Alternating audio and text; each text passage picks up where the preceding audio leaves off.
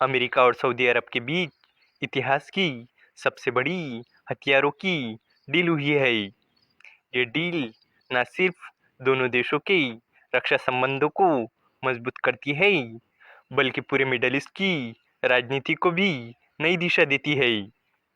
इस डील के जरिए अमेरिका ने ईरान को भी एक स्पष्ट चेतावनी दी है कि या तो वो शांति का रास्ता चुने या संघर्ष के लिए तैयार रहे। डोनाल्ड ट्रंप की इस यात्रा ने अब्राहम समझौते को भी फिर से चर्चा में ला दिया है। तो चलिए इस अपडेट को डिटेल में जानते हैं। अमेरिका और खाड़ी के प्रमुख मुस्लिम देश सऊदी अरब के बीच इतिहास का सबसे बड़ा हथियार सौदा हुआ है। इसके तहत अमेरिका सऊदी अरब को 142 अरब डॉलर के हथियार और युद्ध में इस्तेमाल किए जाने वाले सामान डिलीवर करेगा। व्हाइट हाउस ने इस बारे में जानकारी दी है। ये हथियार बिक्री सऊदी अरब के साथ 600 अरब डॉलर के ऐतिहासिक सौदे का हिस्सा है, जिस पर अमेरिकी राष्ट्रपति डोनाल्ड ट्रंप की रियाद की यात्रा के दौरान हस्ताक्षर किया गया था। सुन्नी इस्लामिक मुल्क सऊदी अरब के साथ यह हथियार डील शिया ईरान के लिए खतरे की घंटी है। आपको बता दें कि सुन्नी और शिया लोगों का 36 का आंकड़ा होता है।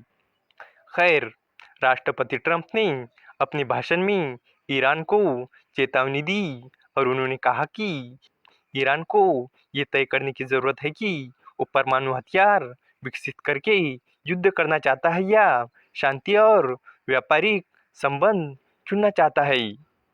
ट्रंप ने कहा कि अगर ईरान ने शांति को अस्वीकार कर दिया तो हमारे पास परमाणु हथियार रखने को रोकने के लिए जरूरी कार्रवाई करने के अलावा कोई चारा नहीं होगा।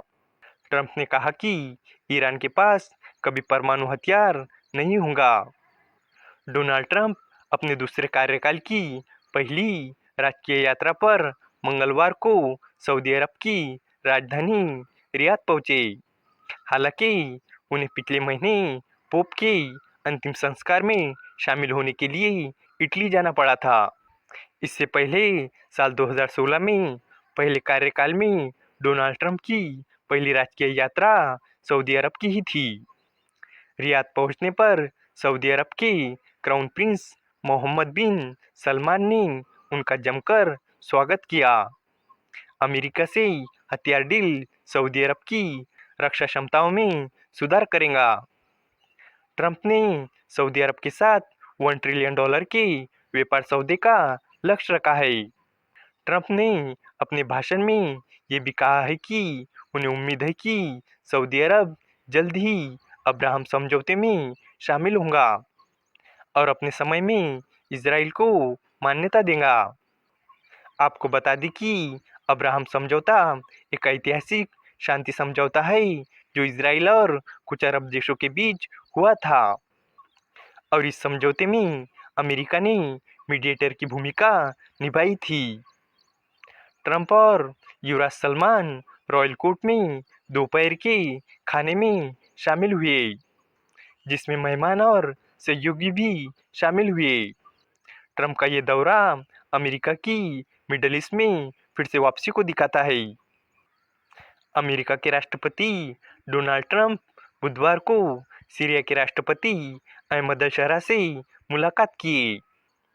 शरा एक पूर्व विद्रोही नेता है जो इराक में पकड़े जाने के बाद कई वर्षों तक अमेरिकी सेना की कैद में रहे थे।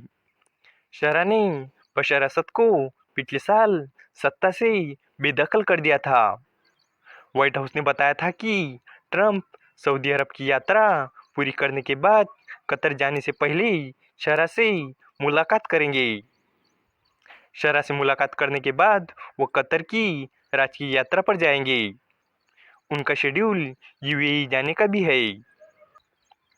इस वीडियो का कंक्लूजन यही है कि अमेरिका और सऊदी अरब के बीच हुआ ये 142 अरब डॉलर का हथियार सौदा न सिर्फ रक्षा क्षेत्र में सहयोग को दर्शाता है, बल्कि मिडल ईस्ट की राजनीति में एक बड़ा बदलाव भी है। ये डील ईरान के लिए सीधा संदेश है कि शांति या संघर्ष चुनाव उसका होगा, लेकिन परिणाम ग्लोबल होंगे।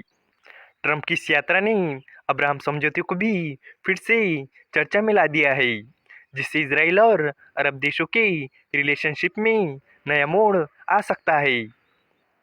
उम्मीद है कि आपको ये जानकारी पसंद आई होगी और भी इसी तरह के इंफॉर्मेटिव वीडियोस के लिए हमारे चैनल को सब्सक्राइब करें। धन्यवाद।